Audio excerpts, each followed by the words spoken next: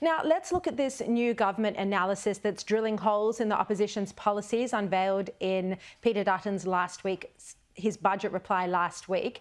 This analysis, which was on the front page of the Australian today, showed that more than 500,000 Australians would be pushed back onto welfare support payments under Dutton's plan to raise the income-free area for Jobseeker recipients.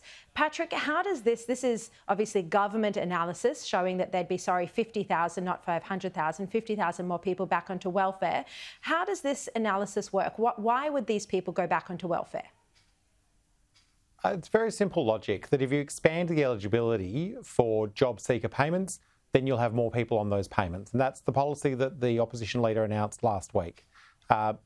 We had to make difficult decisions in this budget. We accept that that's our responsibility to make those difficult decisions. But when we were making them, we chose to put some money into making Jobseeker that little bit more by increasing it by $40 a fortnight and by expanding eligibility for single parents to be on the single parenting payment until their youngest child reaches the age of 14. We thought that was the place that was most appropriate to put funds. If Mr Dutton, Bridget McKenzie and others wanted to expand eligibility to put more people onto Jobseeker, then that's a question for them. Yeah, so Bridget, Dutton's plan is to allow people to work an extra 5 to 10 hours a week before they're kicked off Jobseeker. Do you accept this government modelling that shows 50,000 more people will be on welfare? Well, Sharri, we'll never stop thinking that getting people working is going to transform their lives and make them and their families and their future better. That's just a fundamental fact.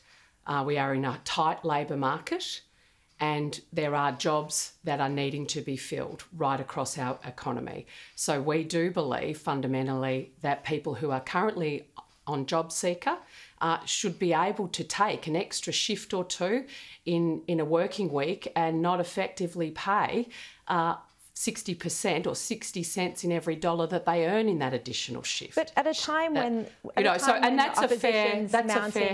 But at a time when the opposition's mounting an argument about the government increasing spending and how this adds and contributes to inflation, do you think it would be problematic and inflationary to have 50,000 more people on welfare?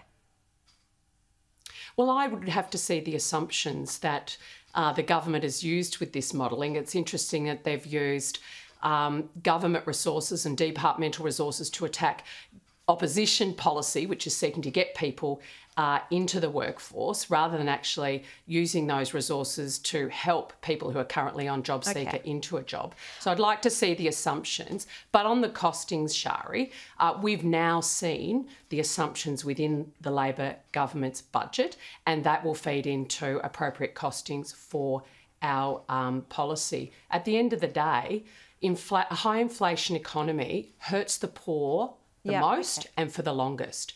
All right, now so we need to get more people into work.